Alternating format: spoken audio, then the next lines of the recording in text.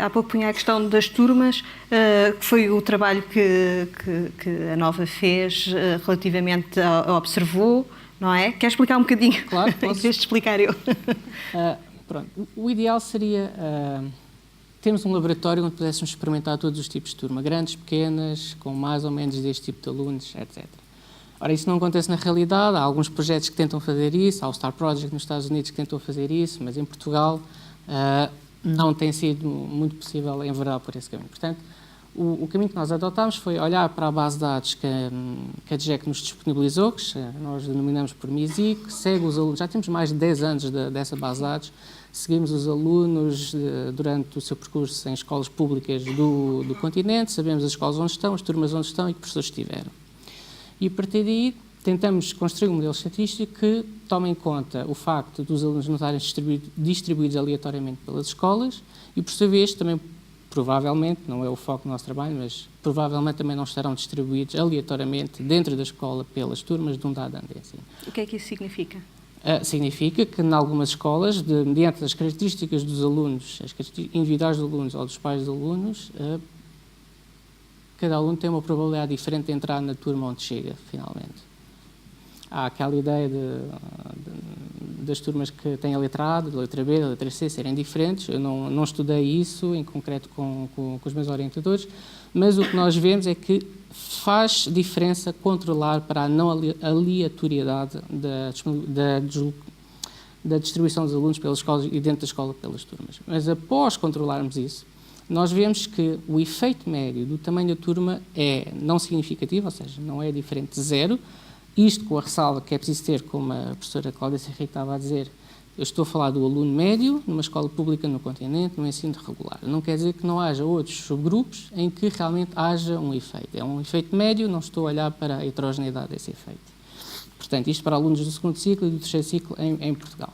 Portanto, isto ligando com o facto de, durante os próximos 10 e 15 anos, podemos ter até um excedente de pessoas em relação ao número de alunos, se calhar dá oportunidade para distribuir os professores, por exemplo, como professores auxiliares ou professores de ajuda após as aulas normais ou de acompanhamento dos alunos, até para outros outcomes que não o do exame, do sexto, do nono, do 12º, pode ser uma ajuda no acompanhamento e desenvolvimento daquelas pessoas que se calhar não vão poder tê-lo em casa. Certo? Isso é um facto.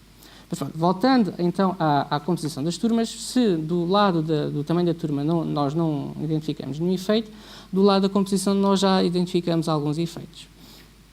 E nós olhamos para o segundo ciclo e o terceiro ciclo e nós vemos aqui algumas diferenças. Por exemplo, para alunos do sexto ano, parece-nos que é causal, depois de termos controlado para esta série de coisas, que a exposição a uma maior proporção de alunos que nós consideramos, nós definimos como top achiever, são aqueles alunos que tiveram 4 ou 5 na prova da fricção do ciclo imediatamente anterior, é negativo para os alunos do sexto ano, que é positivo para este tipo de alunos estarem expostos a mais alunos sem retenções, portanto, na idade correta para aquele ciclo, estarem expostos a menos alunos de baixos rendimentos e estarem expostos a mais alunos com background estrangeiro.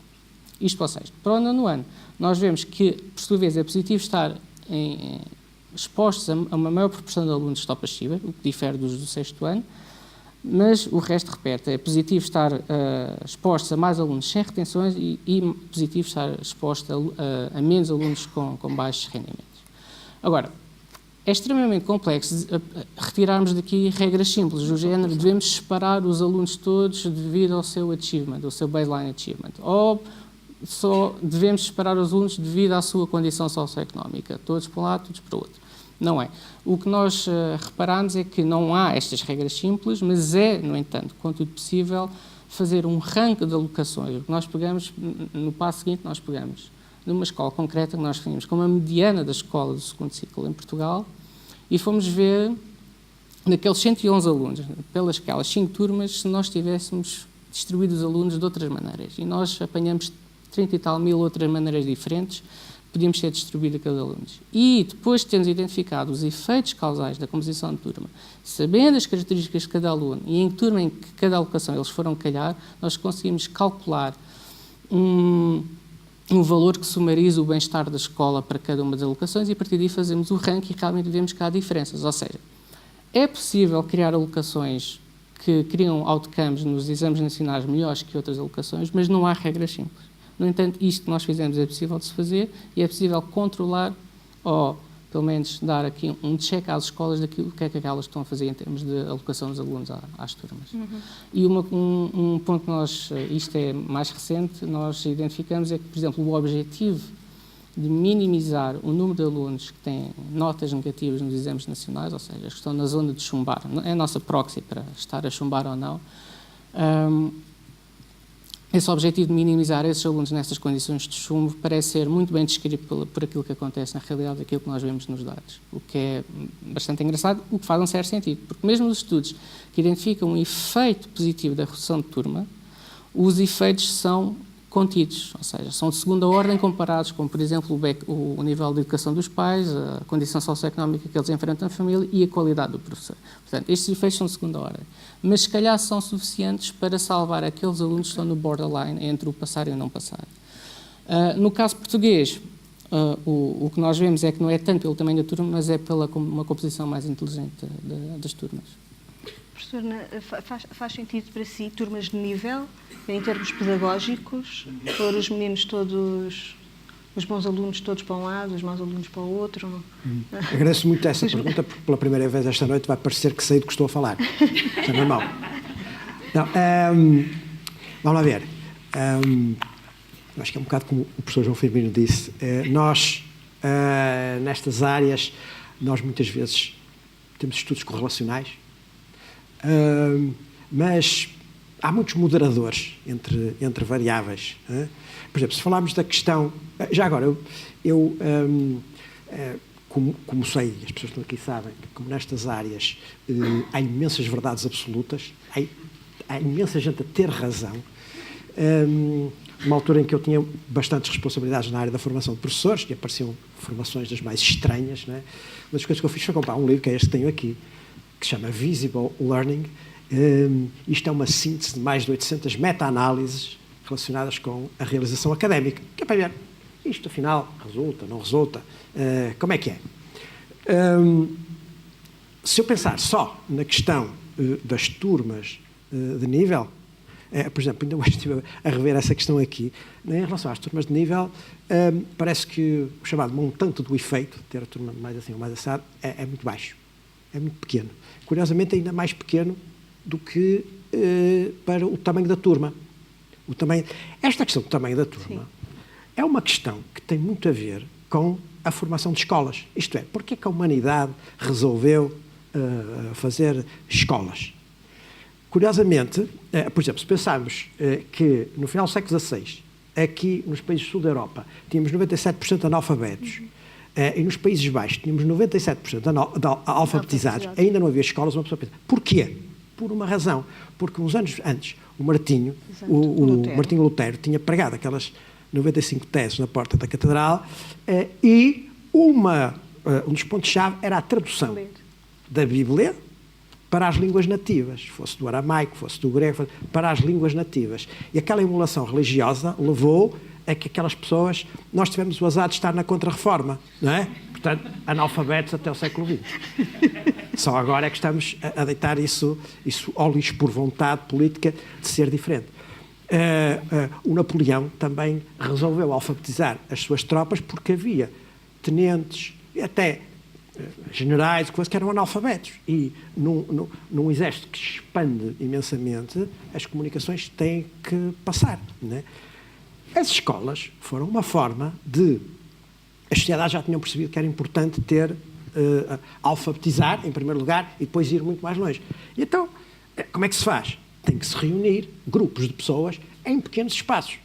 Não há outra maneira. E o rácio tem que ser razoável, caso contrário, não há dinheiro para sustentar isto tudo, não é? Portanto, quando a pessoa pensa... Por exemplo, em países asiáticos o rácio é muito 90, maior. Eu também já vou explicar porquê. Isto é interessante, é um dos fatores moderadores, a cultura.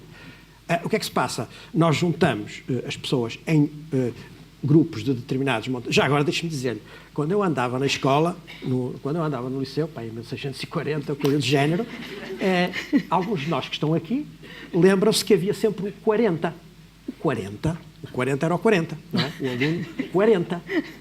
Hoje em dia nem há salas para meter 40, não é? Não sei nas universidades. É uma coisa, os edifícios mudaram. Portanto, nós pensamos assim, temos que, num pequeno espaço de tempo, pôr esta gente toda alfabetizada, fazer aquilo que as famílias não fazem. Já agora, a escola tem a obrigação de fazer e de combater as diferenças entre pessoas, não é? Que têm a ver com a origem social. E têm-no feito estrondosamente em todo o mundo. Todo o mundo. As pessoas pensam que o mundo está muito pior hoje do que estava há 30 anos atrás. Convido-as a recuar 30 anos no tempo e depois me dirão se está muito melhor, em todo lado está muito melhor. E nós temos feito um trabalho notável a esse nível. Agora, a questão é, se eu fosse sindicalista, eu diria, obviamente, tem que se diminuir o número de alunos por turma. É evidente. É absolutamente evidente. Se eu fosse governante, pensava assim, é óbvio que temos que aumentar o número de alunos por turma. E depois há uma outra coisa. Nós podemos pensar, para quê? Para que diminuir, para que aumentar? Mesmo a questão do resultado é discutível. O resultado pode ser a realização académica. Há outras pessoas que dizem, não, a realização académica, não. Tem que ser os soft skills, seja lá isso que for. Não sei bem o que é, mas acredito que sim. Ou mais isto ou mais aquilo. Quer dizer, isto tudo também é em função do resultado. Claro. Agora, a questão do número de alunos por turma, em média, que as meta-análises mostram, é que é um aspecto pouco relevante. E, portanto, qualquer governante, agora se eu estivesse a pensar como um governante, eu pensaria, para que tirar 2 ou 3? Se me disserem, tenho uma turma de 25, tirar 20, seria significativo. Mas depois ficava com outro problema que tivemos há 15 ou 20 anos atrás. Tínhamos escolas primárias com um aluno, em que, curiosamente, era a professora que regredia, não era o aluno que avançava. Não é? E houve a lucidez de formar centros escolares para juntar miúdos que diziam-se que iam ficar completamente na desgraça, não ficaram felicíssimos por finalmente estarem com gente da mesma faixa etária. A questão do número de alunos por turma, porém, tem moderadores. Eis um moderador. A classe. No primeiro ano, por exemplo, fará sentido ter um número substancialmente mais reduzido de alunos por turma. E porquê no primeiro ano? Porque é no primeiro ano que se joga uma parte importantíssima do que se vai passar posteriormente. Sabe-se, por exemplo, que as correlações entre o rendimento na leitura no primeiro ano tem correlações elevadíssimas com o quarto ano, e o quarto ano com o oitavo. Quer dizer, o primeiro com o oitavo. O primeiro com o oitavo. E os alunos que começam a ficar para trás e que tinham que sofrer uma intervenção ali, imediatamente, não sofrem, porque se houver lá muita gente, a professora nem tem tempo para estar a atender àquela gente toda e, portanto, o que vai acontecer é que o sujeito vai se distanciar cada vez mais da média. Isto até tem um nome técnico que é o efeito Mateus. Em relação ao número de alunos por turma nos países do Extremo Oriente, essa questão é muito interessante e também já está bastante bem estudada. Muitos países, ou cidades-países como Singapura, mas depois a China, Japão, Taiwan, por aí fora, realmente eles têm um número de alunos, as pessoas pensam só, pois, são pequeninos e amarelos. Nem pequeninos, nem amarelos. Nada disso. O que se passa é que aquelas pessoas têm uma cultura confuciana. E no quadro da cultura confuciana, as pessoas vão para um espaço daqueles para honrar a família, não é? A malta aqui desonra a família com toda a facilidade, que nós a ver da família. Só não quer é que o pai saiba, para eventualmente, mas não temos essa ideia. Ou seja, nós somos educados para o individualismo. A afirmação, claro, tem as coisas boas, que é a afirmação dos direitos humanos, que nesses países não é uma coisa que conta muito, mas para nós é uma coisa fundamental. Mas isso marca os comportamentos dos alunos antes de entrarem, que fará depois de estarem lá dentro. Não é? E, portanto, no Extremo Oriente é possível ter turmas e andará por aí 50, 60. Se nós aqui, neste momento, tentássemos voltar sequer a turmas de 40, então aí os professores enlouqueciam, e já agora não convém os professores enlouquecerem, porque eu tenho uma cunhada que é psiquiatra, eu nem vou dizer onde ela trabalha, nem vou dizer a idade, por piedade, mas ela é a mais nova do serviço dela. Portanto, se as pessoas enlouquecerem, já não têm psiquiatras também em bom estado de conservação, que é um outro problema. As pessoas pensam que é só o ensino que está. Não é o ensino. É a saúde. Há muita gente que está com estes problemas. Portanto, eu diria assim, em relação ao tamanho das turmas, em geral, não vale a pena gastar muito dinheiro. E uma última coisa, que é muito importante, é o seguinte. a partir do momento em que o edifício educativo está construído, e o nosso está construído, foi fantasticamente construído, mas a partir desse momento, tudo que tente mudar o rendimento dos alunos, chamemos-lhe assim, a partir de fatores exteriores à sala de aula, tem um efeito muito pequeno. O efeito maior está, disse a professora Cláudia, está nos professores, naquilo que os professores fazem. Porque é que, já agora, a questão já não é tanto se... Como? E os pais? Sim, mas nós podemos Isso. fazer Esses algo são acerca os dos impactos de primeira ordem. Exatamente, é que a questão agora já não é tanto se tem efeito ou não tem efeito. A resposta já tem pouco efeito, mas a pergunta é, porquê é que tem pouco efeito? Tem pouco efeito, em geral, porque os professores, mesmo que lhes tirem 20% ou 30%, continuam a ensinar da mesma maneira. E não é só em Portugal, em todo lado, é ensinar da mesma maneira. Portanto, o resultado é basicamente o mesmo. Esta é a resposta de porque é que aquilo não resulta grandemente. Eu, se pudesse fazer aqui só uma pequena Sim. contribuição ao que o professor está a dizer. Há um estudo que se diz em inglês Randomized Control Trial, portanto, experiências mesmo de laboratório que se tentam fazer em escolas primárias do Quênia, de economistas do FLO, do PA, Kremer, viram, portanto, davam um professor extra às escolas, portanto, são turmas à volta de 80 alunos por turma, e o professor extra significava que as turmas eram brutalmente reduzidas de 80 para 40. Pronto. E aí vemos uma variação de 40 alunos por turma em média e é brutal. Mas, para além desse tratamento, entre aspas, davam um segundo, que era... tentaram ver qual era a diferença de reduzir este tamanho de turma de 80 para 40, quando o professor que lhes era dada o contrato iria depender da aprovação do rendimento dos alunos e da aprovação dos pais dos alunos, versus o professor extra, em que não havia nenhuma accountability, digamos assim, não havia nenhum controle sobre o que estava a fazer. E o que aconteceu é que só se estima um impacto positivo na redução de turma com aquele professor em que o contrato iria depender do seu rendimento na sala de aula.